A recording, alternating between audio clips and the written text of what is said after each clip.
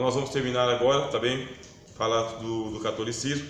Linguagem hermética. O que é uma linguagem hermética, irmãos? É uma linguagem cifrada. Isso é uma linguagem hermética. É uma linguagem fechada que só meia dúzia entende.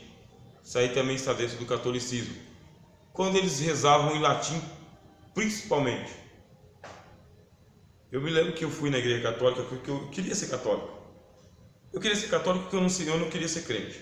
Eu não queria dar o braço a torcer de jeito nenhum, porque eu era católico apostólico romano, com rosário e com a Aparecida no bolso. Eu era assim. Eu queria ser católico. Aí eu fui na comunidade católica a primeira vez.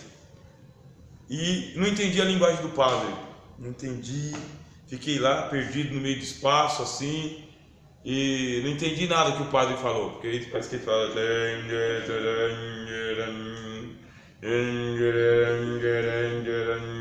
Não sei o que eles falam. Não dava para entender o padre falando. Aí eu saí frustrado da igreja e falei, mas eu vou outro dia, que eu não vou, perder a minha salvação por causa que o padre está falando esquisito. Aí fui outro dia. Aí de novo a mesma coisa, né? Falei, meu Deus, vou mais para a igreja não, vou para o mundão logo, aproveitar a minha vida, que Deus não quer eu na igreja. E que eu descobri depois? Que é feito uma linguagem, embora que o movimento carismático está mudando isso, não é igual ao da televisão, bem, da televisão já tem aí uma modificação, mas quem participa ali do dia a dia, tem aquela linguagem que é fechada para o católico praticante, o católico que é do rosário mesmo, que é da missa, que é da procissão. É uma linguagem hermética, fechada. Isso significa hermética. Precisa de um hermeneuta, precisa de um intérprete. Aí a gente pergunta, mas o evangelho ele é hermético? Não. O evangelho precisa de um hermeneuta? Não. O estudo sim, esse estudo teológico aqui você tem que ter dicionário, tá? Você está aqui, ó. Mas o evangelho não é hermético. O evangelho é para ser anunciado na linguagem do dia a dia, da criança, que pega a criança entende. E é por isso que eu fico assim, de olho, e de ouvido nos pregadores que só meia dúzia entende o que ele está falando. Aliás, falando de criança, a gente percebe que as nossas crianças são muito machucadas, dentro das nossas igrejas. O culto não é voltado para elas, o culto é desinteressante, elas não querem vir. Até o culto infantil que deveria ser feito aqui no espaço reservado para as crianças é mais brincadeira do que também ensinar a adoração. Mas aí é só uma palhinha, só uma observação. O evangelho não é hermético, tá bom? O evangelho foi pregado na linguagem do povo, deve ser mantido na linguagem do povo, e a música também.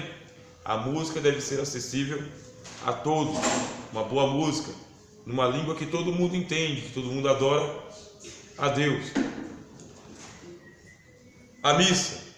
Que é a missa? Missa é um sacrifício que se oferece a Deus em favor de. Isso que é a missa. Então eu vou encomendar uma missa lá pela alma do Dejair, porque é o sacrifício que eu vou encomendar pela alma do Dejair. Isso é missa, bem? É em memória, sabe? Em favor, não é só em memória, é em favor. E que eu devo encomendar pela devida quantia. Bom, depende de quanto que eu quero que a sua alma se livre do purgatório. Se você é um cara que você saiu do mundo me devendo, eu vou pedir uma missa negra para você, tá? Eu vou ali na outra missa, tá? Na missa do Satanás, porque tem a missa negra também, tá? Tem uma versão inversa da Igreja Católica. É a igreja de Satanás mesmo. Mas em síntese é isso. A missa é um sacrifício que eu ofereço diante de Deus, porque vai ter uma hora na missa que eu vou apresentar o sacrifício. É a hóstia. A hóstia, eu vou movimentar a hóstia, e é o sacrifício de Jesus diante de Deus. É o corpo de Cristo. Precisa de sacrifício? Não precisa, né? O sacrifício já foi feito na cruz. Bom, oração pelos mortos. Os mortos não sabem de nada, nós, vivos, cuidamos dos vivos. Se não tem purgatório, não tem o que você vai fazer em favor dos mortos. Quer fazer alguma coisa em favor das pessoas? Pregue o evangelho enquanto está vivo. Morreu, enterra e segue. Segue o juiz. Ósculo dos objetos, que é aquele negócio de ficar beijando o anel do padre, ou então o pé dos santos. Deve passar muito sapinho por ali. Purgatório. Você não pagou todos os seus pecados desse lado aqui. Você não foi nem bom nem mal. Então o que vai acontecer com você? Desce para o purgatório. Lá você vai passar uma temporada pensando nas besteiras que você fez. Do lado de cá eu vou fazer umas missas. Quando chegar o dia de finados eu vou acender umas velas e vou encomendar umas missas. Depois de 9 dias que você morreu eu vou encomendar uma missa, uma novena, e vou levar os rezadores para poder fazer um sacrifício lá por você no purgatório. Enquanto isso, você vai recebendo uns alívios no purgatório. Alívios. Vai ter que ficar lá até você se arrepender no purgatório. Quando você se arrepender, aí Deus vai purificar a sua alma e vai levar você para o céu. Existe a versão evangélica de purgatório, tá, irmão? A versão evangélica de purgatório é que você está em pecado, e por você estar em pecado é por isso que você está sofrendo. Essa é a versão evangélica. Portas fechadas, doença, inimizades e um monte de coisa ruim que acontece com você é porque você está em pecado. Vai lá, confessa e deixa, você vai ver as portas se abrirem na sua vida e a tua vida toda mudar. É a versão evangélica de purgatório. Quer dizer que Jesus na cruz é só um objeto de adoração. Não é verdade. Estudamos aqui soterologia. A gente viu que isso aí não é verdade. Todo aquele que confessa e deixa, misericórdia. Ele é a propiciação pelos nossos pecados, não somente pelos nossos, mas do mundo inteiro. Se confessarmos os nossos pecados, Ele é fiel e justo para nos perdoar. Jesus Cristo é o único sumo sacerdote da nossa confissão. É só a Ele que nós levamos os nossos pecados. Só a Ele, porque só Ele tem sangue para nos limpar. Ah, mas eu estou sofrendo bastante, consequência das suas atitudes. Pode servir como uma disciplina para você despertar a tua mente? Pode servir, mas não é o preço pelo seu pecado, porque se fosse pelo seu pecado, a alma que pecar, essa morrerá. Se fosse pelo seu pecado, então a espada descia. Você não vê o sol da manhã. Não é pelo seu pecado, é consequência das decisões que você tomou. Papismo, que é aquele negócio de um sacerdote acima de todos os sacerdotes, ser o único mediador, o mais importante de todos. Papismo, que é o que não falta, né? Muita gente querendo ser papa, papa da sua igreja, e o nome do papa é bispo, né? Pai apóstolo, tem bastante pai apóstolo por aí, é o papa evangélico. Então, bispo e pai apóstolo. Penitência, eu tenho que pagar. Ah, eu mereço sofrer, eu mereço o que está acontecendo comigo.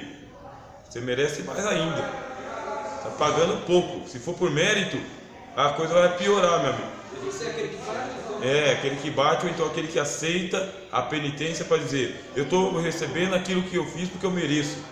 Se fosse por mérito, você ia apanhar muito mais ainda. O pecado é a morte, nada vai pagar, senão Justo. Quer dizer, como que a gente resolve esse negócio aqui da penitência? Resolve com a penitência do Cristo. É o arrependimento. Aí vem uma palavra que eu quero falar com vocês aqui sobre arrependimento, que é o seguinte: o que é arrependimento? Arrependimento é mudança de mente. Só que o arrependimento, ele é uma mudança de mente que causa alegria. O arrependimento bíblico é um arrependimento que ele causa alegria, porque Deus concedeu a você a graça do perdão.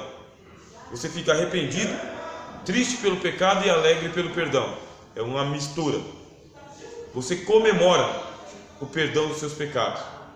E comemora porque Deus te perdoou, e te perdoou porque você se arrependeu. Se arrependeu porque Deus deu graça para você se arrepender.